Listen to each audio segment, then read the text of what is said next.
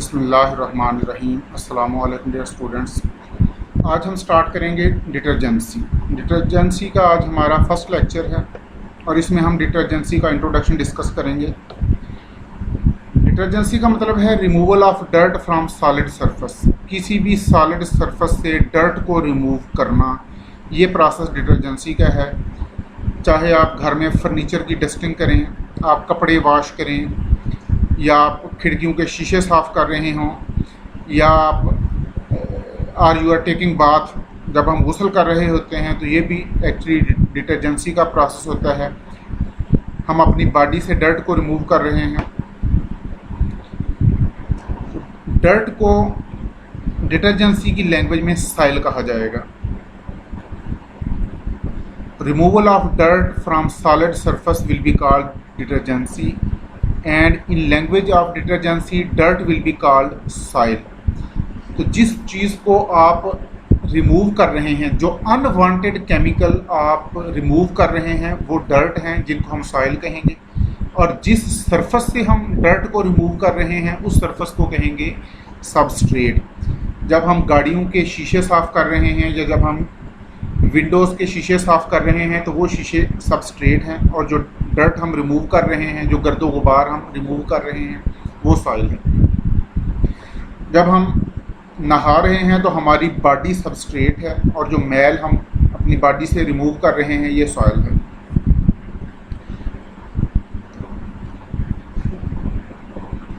Dirt is called soil and solid surface from where dirt is being removed is called substrate। एक चीज़ आपने note की होगी कि just कपड़ों के ऊपर साबुन लगाने से डर्ट रिमूव नहीं होती जब तक हम वाटर यूज़ ना करें। सिमिलरली वाटर के बगैर नहाने का भी कोई कॉन्सेप्ट नहीं है। तो एक लिक्विड सॉल्यूशन ज़रूरी है डिटर्जेंसी के लिए, डर्ट की रिमूवल के लिए, और उस लिक्विड सॉल्यूशन को कहते हैं बाथ। तो 3 कंपोनेंट हैं डिटर्जेंसी के। वॉशिंग का प्रोसेस 3 कंपोनेंट को इन्वॉल्व करता है। इसके 3 स्टेक होल्डर्स हैं। एक तो अनवांटेड कंपोनेंट है, that is being removed, that is called soil, और उर्फ़ आम में हम उसे डर्ट कहते हैं। दूसरा, अब ये तो नेगेटिव स्टेक होल्डर है। दो पॉजिटिव स्टेक होल्डर, एक है सबस्ट्रेट जिसको आपने डर्ट से महफूज रखना है, और जो सबस्ट्रेट की हिफाजत करने वाला है उसे कहते हैं डिटर्जेंट, और डिटर्जेंट सॉल्यूशन की फॉर्म में यूज़ होते हैं। Solution of detergent is called bath. Detergency में सर्फेक्टेंट का सबसे ज़्यादा यूज़ होता है। Detergency involves largest single use of surfactant. Detergency का एग्जैक्ट मैकेनिज्म नोन नहीं है। उसकी वजह यह है कि सॉइल की स्ट्रक्चर में बड़ी वैरायटी है, और सबस्ट्रेट की स्ट्रक्चर में भी बहुत वैरायटी है। और जब सबस्ट्रेट और सॉइल दोनों की स्ट्रक्चर में वैरायटी है, तो इनके दरमियान जो अट्रैक्टिव फोर्सेस हैं उनमें भी बड़ी वैरायटी है। Therefore no single mechanism can be proposed, और इसका क्लियर मैकेनिज्म अभी तक डिटरमिन नहीं किया जा सका। तो detergency mechanism of detergency is not yet clear due to complexity of cleaning process. और ये कम्प्लेक्सिटी क्लीनिंग प्रोसेस में क्यों होती है? Because there is a large variety in the nature of soil and substrate. Soil और substrate की nature में भी वैरायटी है, और अकॉर्डिंगली इनकी स्ट्रक्चर में भी बड़ी वैरायटी है। फॉर एग्जांपल, वैसे तो हम डिटेल में इसको आगे चल के पढ़ेंगे, लेकिन सॉइल सॉलिड भी हो सकती है, लिक्विड भी हो सकती है। सॉइल आयनिक भी हो सकती है, नॉन आयनिक भी हो सकती है। और अगर सॉइल नॉन आयनिक है तो ये पोलर हो सकती है, नॉन पोलर हो सकती है। ये तो है सॉइल की वैरायटी। अब सबस्ट्रेट की वैरायटी देखें। सबस्ट्रेट, अगर आप नहा रहे हैं तो हमारी बॉडी सबस्ट्रेट है। जब हम कपड़े धो रहे हैं तो कपड़े सबस्ट्रेट हैं।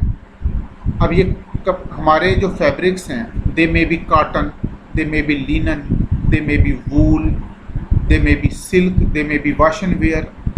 सर्दियों में हम जर्सियाँ स्वेटर पहनते हैं, कोट पहनते हैं, तो उनके अंदर जो फाइबर्स यूज़ हुए हैं उनमें बड़ी वैरायटी है। अगर आप खिड़कियों के शीशे साफ़ कर रहे हैं तो शीशा आपका सबस्ट्रेट है।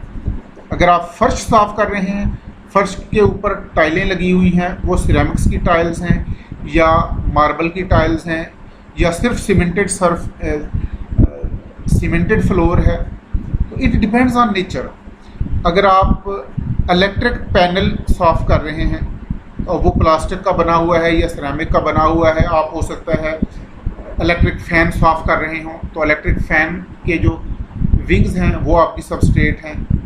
तो there is a large variety in nature and structure of soil as well as nature and structure of substrate. Therefore there is a wide variety in attractive forces between soil and substrate. Soil and substrate के दरमियान attractive force covalent bond हो सकता है, ionic bond हो सकता है, physical forces हो सकती हैं। Physical forces mean van der वाल फोर्सेस, हाइड्रोजन बॉन्डिंग एटसेट्रा। तो डिटर्जेंसी का मतलब है क्लीनिंग पावर, लेकिन कोई भी surfactant it self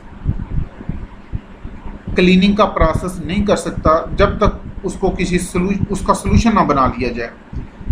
dry skin के ऊपर अगर आप जस्ट वॉशिंग पाउडर या शैम्पू रब करते रहें तो dirt is not remove. Dry fabric के ऊपर आप सोप या वॉशिंग पाउडर लगा दें और उसको जितना मर्जी रगड़ते रहें, dirt is not remove. Third component is necessary and that third component is some suitable solvent or most easily available, most economical solvent is water। और वॉशिंग के प्रोसेस में हमें डिस्टिल्ड वाटर या डीआयोनाइज्ड वाटर नहीं चाहिए, जैसा भी पानी अवेलेबल है that is can be used. इसीलिए सोप की बजाय डिटर्जेंट्स यूज़ किए जाते हैं। एक तो ये फ़र्क समझिएगा, detergent is actually a mixture of surfactant, builders, brighteners, fillers। Detergent एक मिक्सचर है और इस मिक्सचर का मोस्ट एक्टिव इंग्रेडिएंट सर्फेक्टेंट है, यानी जो असल काम है वो सर्फेक्टेंट का ही है। लेकिन हमें वॉशिंग के साथ साथ हमारी रिक्वायरमेंट ये भी है कि हमारे फैब्रिक की ब्राइटनेस, इसकी चमक दमक भी बरकरार रहे। इसके लिए हम उसमें ब्राइटनर भी डालते हैं, उसके अंदर फिलर भी डाले जाते हैं। इसकी डिटेल हम नेक्स्ट लेक्चर में पढ़ेंगे। बहरहाल डिटर्जेंट और सर्फेक्टेंट में डिफरेंस ये है कि detergent is a mixture of surfactants. The most active ingredient of detergent is called surfactant. असल काम डिटर्जेंट का होता है सरफेस टेंशन को रिड्यूस करना, और वो काम सर्फेक्टेंट करता है। बाकी जो इंग्रेडिएंट्स हैं दे आर एक्सिलरी इंग्रेडिएंट, वो हेल्पिंग इंग्रेडिएंट्स हैं जो सर्फेक्टेंट की एफिशिएंसी को इन्हांस कर देते हैं। फॉर एग्जांपल, जब आप सर्फेक्टेंट को सॉलिड फॉर्म में लेके आते हैं, वॉशिंग सोप सॉलिड फॉर्म में होते हैं और उसका फ़ायदा ये होता है कि कपड़े के ऊपर उन्हें रब करना आसान हो जाता है बग़ैर वॉशिंग मशीन के भी। अगर मैनुअली आपने वॉशिंग करनी है तो फिर सोप को, डिटर्जेंट को सॉलिड फॉर्म में होना चाहिए। फिर उसके अंदर फिलर ऐड कर दिए जाते हैं, उसके अंदर केकिंग एजेंट ऐड कर दिए जाते हैं जो उसको सॉलिड केक की फॉर्म में ले आते हैं। No surfactant by itself can clean surface. कोई सर्फेक्टेंट अकेला सरफेस को साफ नहीं कर सकता। ये वॉशिंग का प्रोसेस, डिटर्जेंसी का प्रोसेस एक कम्युलेटिव प्रोसेस है जिसमें सर्फेक्टेंट के साथ और भी इंग्रेडिएंट होते हैं जिनको मिला के हम डिटर्जेंट बनाते हैं, और डिटर्जेंट के अंदर कोई सूटेबल सॉल्वेंट ऐड कर दिया जाता है। ड्राई क्लीनिंग के अलावा बाकी जितने भी वॉशिंग के प्रोसेस हैं उनमें water as a solvent use होता है। तो detergency is a special property of surfactant to enhance cleaning power of liquid. कपड़े को आप सिंपली अगर वाटर से वॉश कर लें तो some amount of dirt is removed, but maximum amount of dirt is still there. उसकी वजह यह है कि मोस्टली डर्ट या सॉइल नॉन पोलर होती है और वाटर पोलर है, तो लाइक डिज़ोल्व लाइक का रूल अप्लाई होता है। डर्ट पानी में डिज़ोल्व नहीं होती। अगर आप सिर्फ सादा पानी से कपड़े को वॉश कर लें तो मोस्टली डर्ट रिमूव नहीं होती, सिर्फ आयनिक डर्ट या पोलर डर्ट ही रिमूव हो सकती है। But in most of cases, या यूं कहें कि major proportion of dirt is non polar. तो नहाने के लिए भी जब तक हम साबुन ना यूज़ करें तो पसीने की स्मेल ही नहीं दूर होती। तो ये सिर्फ गर्मी दूर करने के लिए तो ठीक है कि आप ठंडे पानी से नहा लें, you can remove heat of body, but if you want to remove dirt you have to use some suitable soap.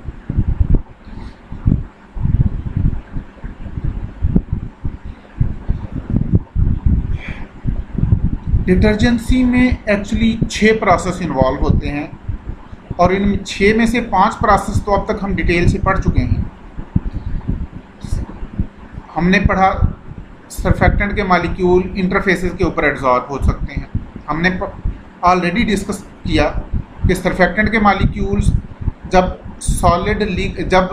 Liquid air interface पर एड्जॉर्ब होते हैं तो उसकी इंटरफेशियल टेंशन को डिक्रीज़ कर देते हैं।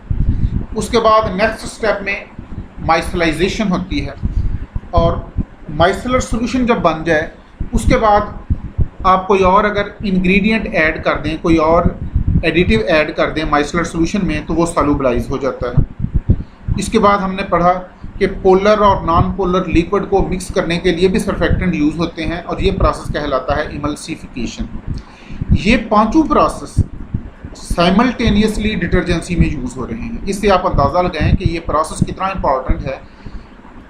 डिटर्जेंसी का फिनोमेना इतना इंपॉर्टेंट है कि adsorption, reduction in interfacial tension, micellization, solubilization, emulsification, ये 5 प्रोसेस साइमल्टेनियसली इस सिंगल फिनोमेना में इन्वॉल्व हैं। It means detergency is not a simple phenomena. It involves a number of other phenomena. It is a combination of many phenomena. और एक और phenomena जो इसमें involve है that is formation and dissipation of surface charges. इन तमाम phenomena को हम 1 बाय 1 डिस्कस करेंगे, डिटेल से डिस्कस करेंगे। सरफेक्टेंट के मालिक्यूल जो कि डर्ट आपके फैब्रिक के ऊपर या आपकी बॉडी के ऊपर अटैच है या कोई भी सबस्ट्रेट है, अब वो डर्ट सिंपल वाटर से रिमूव नहीं हो सकती।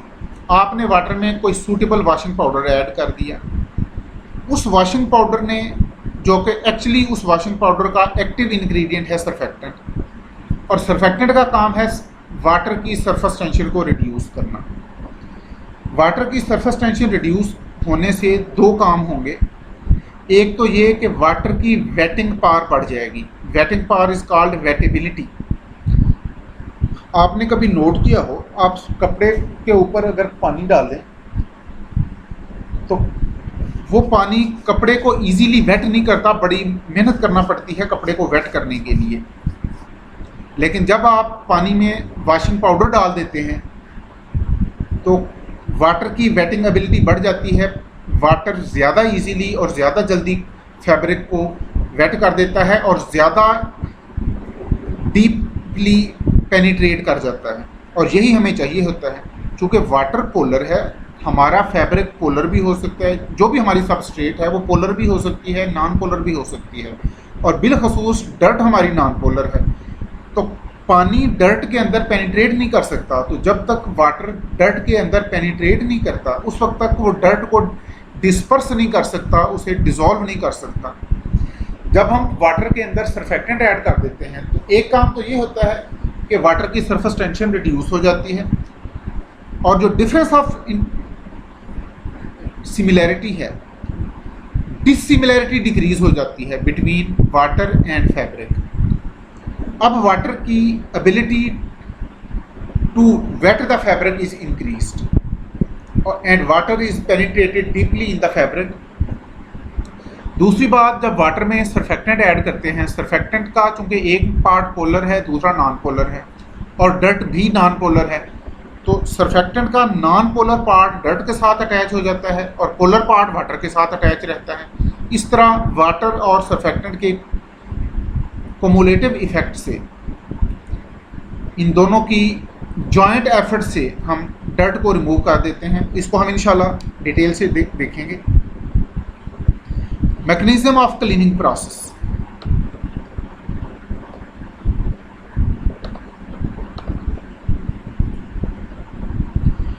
3 elements are involve in cleaning process. Cleaning process के 3 एलिमेंट्स हैं। एक तो वो सरफेस है जिसको हमने क्लीन करना है, that surface is called substrate.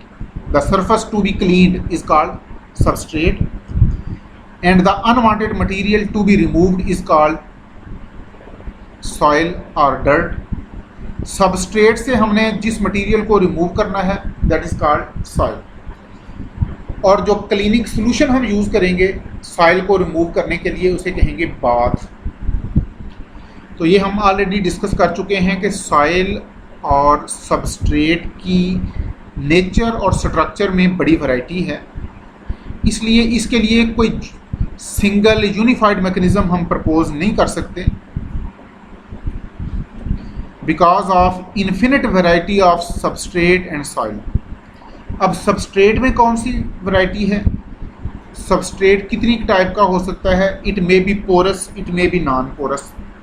ये वर्ड यूज़ किया है impervious. Impervious mean non porous. जैसे शीशा आप साफ़ करें या आप अगर टेबल को वॉश करें या आप फ्लोर वॉशिंग करें तो it is impervious. Impervious, non polar, smooth, hard surface like glass plate, like marble tiles,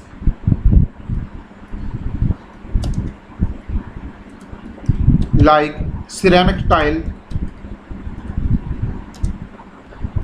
ये सारी स्मूथ सरफेसेस हैं, नॉन पोरस सरफेसेस हैं जिनके अंदर बाथ सॉल्यूशन पेनिट्रेट नहीं कर सकता। इनको हमने सिर्फ एक्सटर्नली वॉश करना होता है, लेकिन जब हम कपड़े वॉश कर रहे हैं उसको हमने उसके अंदर से डर्ट निकालना होती है। और हमारी बॉडी भी पोरस है, बॉडी को भी हमने थरोली क्लीन करना होता है, बालों की जड़ों से भी हमने मैल निकालनी होती है। तो सबस्ट्रेट हार्ड भी हो सकती है, इट सॉफ्ट भी हो सकती है। तो substrate may be hard and non porous and substrate may be soft, porous and complex surface like piece of cotton और piece of wool, it may be silk.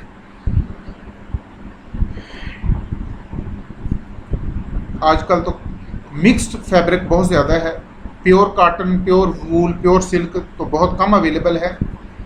Majority of fabric available in market is mixture.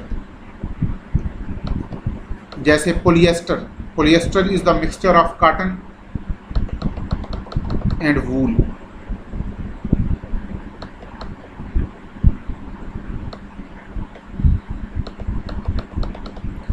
Soil में भी बड़ी variety है। Soil solid हो सकती है, liquid हो सकती है, या दोनों का कॉम्बिनेशन भी हो सकती है। और अगर सॉइल सॉलिड है, ये लिक्विफाइएबल भी हो सकती है, नॉन लिक्विफाइएबल भी हो सकती है। कुछ सॉलिड सॉइल ऐसी होती हैं जिनको लिक्विफाई भी कर लिया जाता है। आमतौर पर घरों में ख़वातीन कपड़े वॉश करने से पहले सर्दियों में पानी गर्म कर लेती हैं। It is to liquefy soil. तो जब आप हॉट वाटर यूज़ करते हैं तो सॉलिड सॉइल लिक्विफाई हो जाती है। और दूसरा फ़ायदा ये होता है कि हॉट वाटर की सरफेस टेंशन कम होती है, तो बग़ैर सरफेक्टेंट ऐड किए भी आप उसकी सरफेस टेंशन में थोड़ी सी रिडक्शन कर सकते हैं। और सर्दियों में वैसे भी ठंडे पानी से कपड़े धोना मुश्किल है, तो we can use hot water.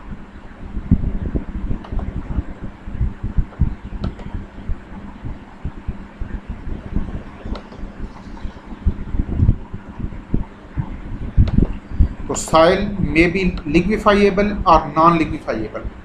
Soil may be ionic or non-polar. It may be finely ground or coarsely ground. अब ये ज़रा इनका फ़र्क समझिएगा, finally ground and coarsely ground. Finally ground का मतलब है कि बिल्कुल पाउडर नुमा, और कोर्सली ग्राउंड का मतलब है जो बिल्कुल पाउडर ना हो।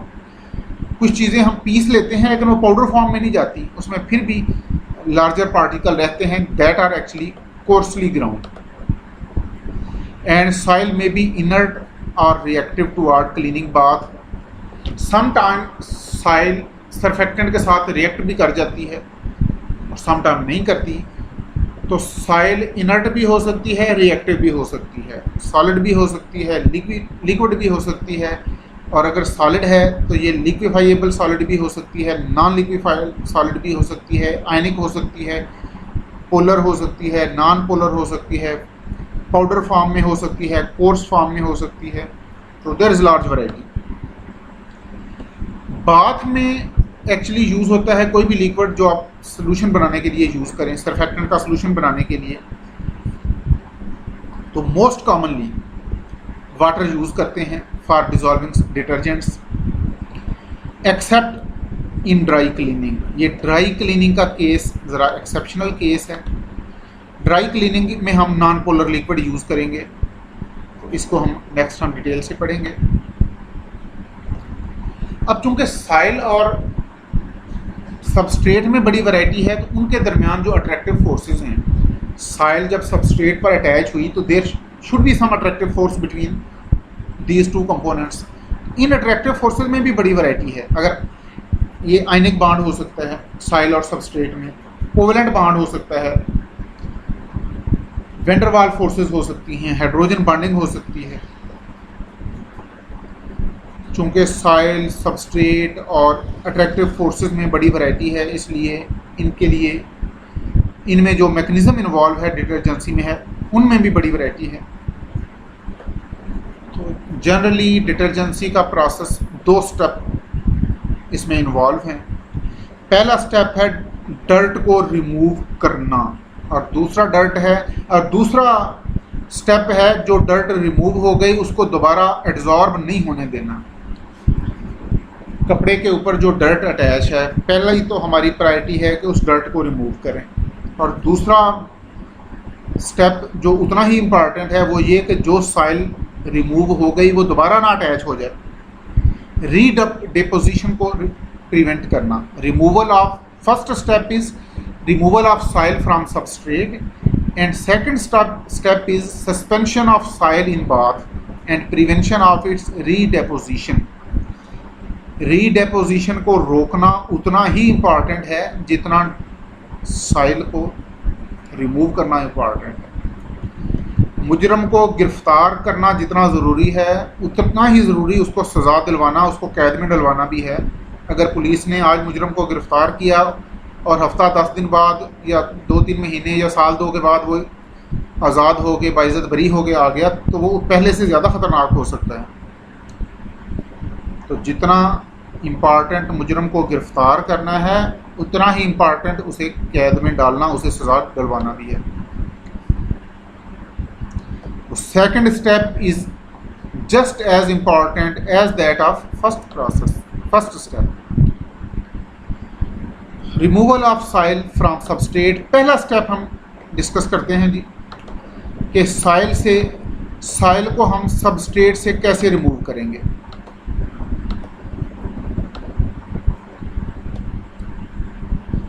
इसमें हम सिर्फ वो प्रोसेस डिस्कस करेंगे जिनमें सबस्ट्रेट इन्वॉल्व है।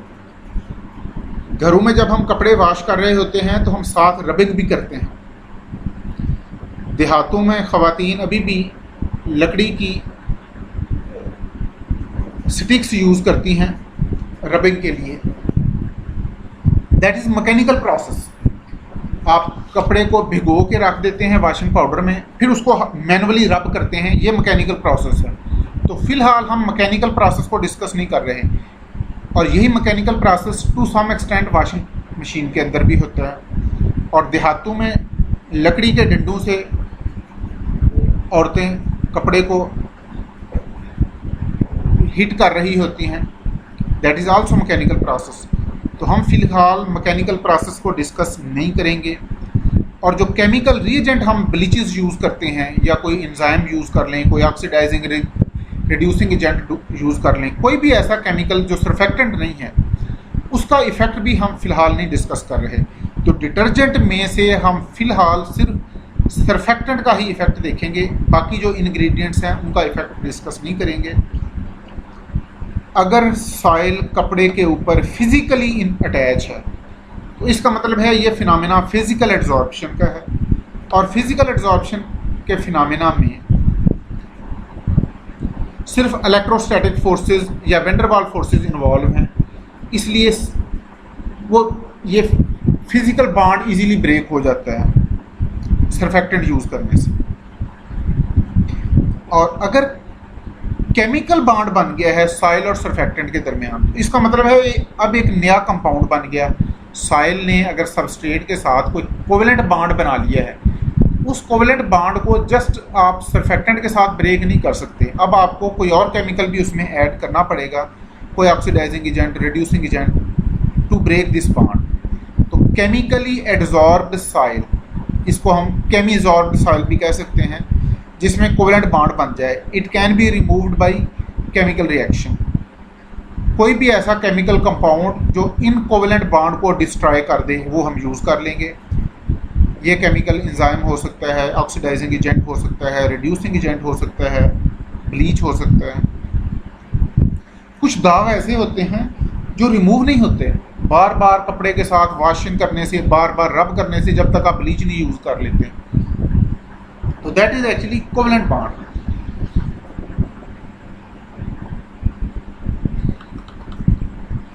And soil may be attached by physical adsorption. अगर फिजिकल एड्जॉर्प्शन हो तो इसका मतलब है वैन डर वाल फोर्सेज इन्वॉल्व हैं, या डाइपोल इंटरेक्शन है, या हाइड्रोजन बॉन्डिंग है, या इलेक्ट्रोस्टैटिक फोर्सेज हैं, तो they are removed by use of surfactant only. Removal of soil by surfactant generally involves adsorption of surfactant on surface of soil and substrate। जब हम सॉइल को remove कर रहे हैं तो सरफेक्टेंट का एक तो रोल है सरफेस टेंशन को रिमूव, वाटर की सरफेस टेंशन को रिड्यूस करना, और सबस्ट्रेट बाथ की इंटरफेशियल टेंशन को रिड्यूस करना, सॉइल और बाथ की इंटरफेशियल टेंशन को रिड्यूस करना। सरफेक्टेंट के मॉलिक्यूल पहले तो वाटर की सरफेस टेंशन को रिड्यूस करेंगे, इसके बाद सरफेक्टेंट के मॉलिक्यूल सबस्ट्रेट के ऊपर एड्जॉर्ब होंगे, और चूंकि सॉइल भी सबस्ट्रेट की सरफेस पर ही है तो सरफेक्टेंट के मॉलिक्यूल सॉइल की सरफेस पर भी एड्जॉर्ब हो जाएंगे। This adsorption changes interfacial tension and electrical potential of soil bath interface and substrate bath interface. तो हमने सरफेक्टेंट ऐड किया, सरफेक्टेंट ने पहले तो वाटर की सरफेस टेंशन को रिड्यूस किया, फिर सरफेक्टेंट के मॉलिक्यूल सॉइल और सबस्ट्रेट की सरफेस पर एड्जॉर्ब हो गए, और सरफेक्टेंट के मॉलिक्यूल ने सॉइल बाथ इंटरफेशियल टेंशन को रिड्यूस किया और सबस्ट्रेट बाथ इंटरफेशियल टेंशन को रिड्यूस किया। तो the adsorption of surfactant changes, और यहाँ चेंज में मोस्ट कॉमनली इन्वॉल्व है reduction.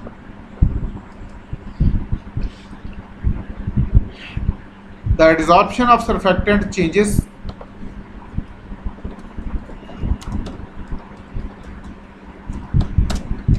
interfacial tension or electrical potential at soil bath interface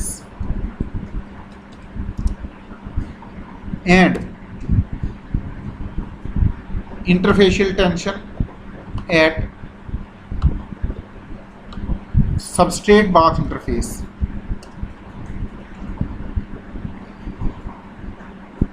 और इसका फ़ायदा क्या होता है इंटरफेशियल टेंशन को रिड्यूस करने का? It is to enhance the removal of soil by bath.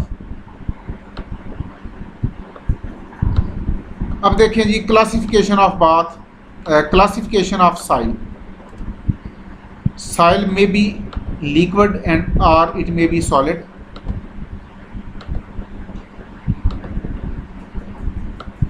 Liquid soil में स्किन फैट हो सकती है, स्किन फैट को सीबम भी कहते हैं। कुछ लोगों की स्किन भी ऑयली होती है, ये ऑयली स्किन भी कपड़ों के ऊपर लग जाए, ये फैट अगर कपड़ों के ऊपर लग जाए तो ये भी एज ए डर्ट कंसीडर होती है।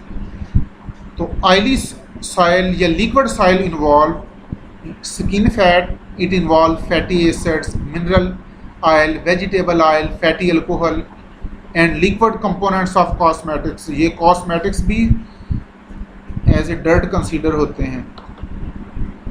तो ये जस्ट ब्यूटिफिकेशन के लिए नहीं है, cosmetics are also, dirt is also byproduct of cosmetics. It means enhance of beauty also leads to enhance of dirt.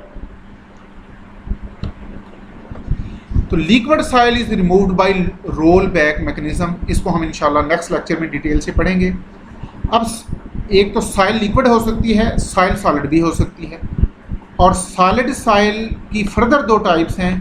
इसको लिक्विफाई भी किया जा सकता है, और कुछ सॉलिड सॉइल ऐसी होती हैं जिनको लिक्विफाई नहीं किया जा सकता।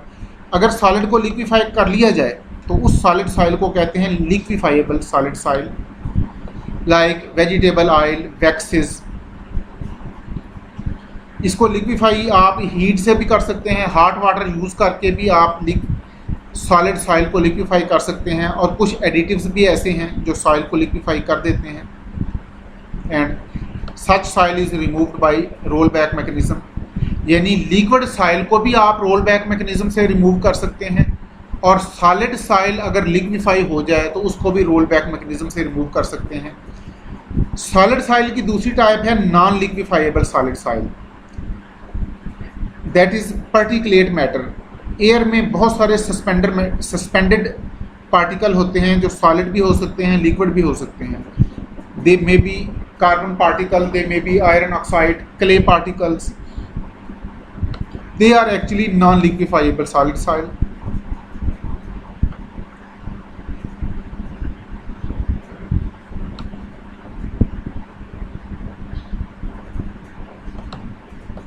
तो ये देखिएगा, ये मैकेनिज्म है जी।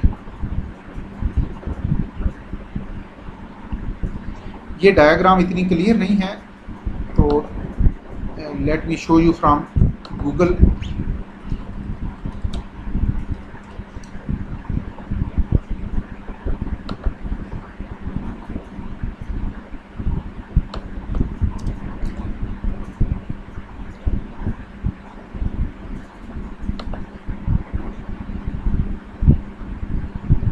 जी यहाँ से देखिएगा,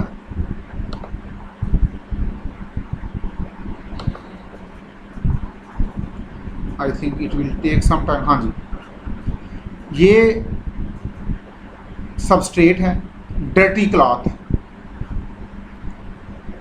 और इस डर्टी क्लॉथ को आपने वाटर में डिप कर दिया और उसके अंदर सरफेक्टेंट ऐड कर दिए। इस डर्टी क्लॉथ के ऊपर ये डर्ट है डार्क ब्लू कलर में, सरफेक्टेंट के मॉलिक्यूल इस डर्ट के ऊपर इस तरह अटैच हो गए। सरफेक्टेंट ने अपनी नॉन पोलर टेल को डर्ट के साथ अटैच किया, और चूंकि सरफेक्टेंट का पोलर पार्ट भी है जिसको वाटर अट्रैक्ट कर रहा है, और आप साथ साथ वाटर की स्टीयरिंग भी वॉशिंग मशीन में कर रहे हैं, या अगर आप रनिंग वाटर भी यूज़ कर रहे हैं तो रनिंग वाटर में भी एजिटेशन है। इस एजिटेशन की वजह से डर्ट ऐसा ऐसा डर्ट का bond between dirt and fabric ये वीक होना शुरू हो जाएगा। तो सरफेक्टेंट के मॉलिक्यूल ऐसा ऐसा डर्ट को गिरफ्तार करना शुरू कर देंगे, एंड इन दिस वे अब ये एक तरह का माइसल बना लिया जिसके अंदर डर्ट सॉल्युबलाइज है, और डर्ट चूँकि नॉन पोलर है तो ये माइसल की कोर में सॉल्युबलाइज हो गई। और चूँकि इसमें डर्ट नॉन पोलर भी हो सकती है, नॉन पोलर लिक्विड भी हो सकती है। अगर नॉन पोलर लिक्विड है और आपने इसको पोलर लिक्विड में डिस्पर्स कर दिया बाय यूजिंग सरफेक्टेंट, तो ये फिनोमेना इमल्सिफिकेशन का भी है। अब देखें, सरफेक्टेंट वाटर की सरफेस पर एडजॉर्ब हुए और सबस्ट्रेट की सॉइल की सरफेस पर भी एडजॉर्ब हुए। तो वो जो हमने कहा था कि 6 फिनोमेना इसमें इन्वॉल्व हैं। एडजॉर्प्शन का फिनोमेना, सबसे पहले सरफेक्टेंट के मॉलिक्यूल एडजॉर्ब हुए, उसके बाद उन्होंने सरफेस टेंशन को रिड्यूस किया, उसके बाद उन्होंने माइसल बना लिए, फिर उस माइसल की कोर में डर्ट इनकॉर्पोरेट हो गई। ये फिनोमेना सॉल्युबलाइजेशन का है। और अगर ये डर्ट लिक्विड है तो liquid non polar liquid dirt को जब आपने डिस्पर्स कर दिया पोलर वाटर में, तो ये फिनोमेना इमल्सिफिकेशन का भी है। और जब सरफेक्टेंट आप आयनिक यूज़ करते हैं, आयनिक सरफेक्टेंट जब फैब्रिक के ऊपर एडजॉर्ब होते हैं तो इलेक्ट्रिकल चार्जेस भी क्रिएट हो गए।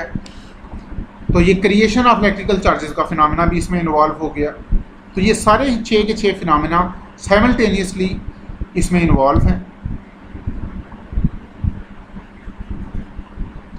तो इन फिनोमिना को हम इंशाल्लाह इन डिटेल डिस्कस करेंगे नेक्स्ट लेक्चर्स में। ये डायग्राम को मैंने ज़रा इनलार्ज करने की कोशिश की, लेकिन इसकी क्लैरिटी थोड़ी सी डिस्टर्ब हो गई है।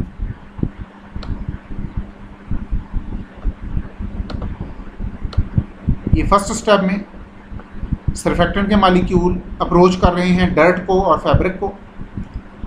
नेक्स्ट स्टेप में डर्ट के मालिक्यूल सरफेक्टेंट के मालिक्यूल ने अपनी नॉन पोलर टेल को अटैच कर दिया डर्ट के साथ। अब सरफेक्टेंट और वाटर के जॉइंट एफर्ट से डर्ट ऐसा आहिस्ता डिटैच होना स्टार्ट होगी फैब्रिक से और अल्टीमेटली कंप्लीटली डिटैच हो जाएगी। और अब चूंकि डर्ट को वाटर के मालिक्यूल सरफेक्टेंट के मालिक्यूल ने सराउंड किया है, अब ये दोबारा उसको रीडिपॉजिट नहीं होने देंगे।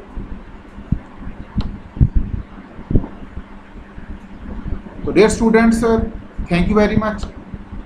इंशाल्लाह नेक्स्ट लेक्चर्स में हम डिटेल्स से देखेंगे इस मैकेनिज़्म को कि सॉलिड सॉइल को कैसे रिमूव किया जाए, नॉन और लिक्विड सॉइल को कैसे रिमूव किया जाए, और डिटर्जेंट के अंदर सरफेक्टेंट के अलावा कौन कौन से इंग्रेडिएंट हैं, और फाइनली हम देखेंगे exceptional case that is dry cleaning.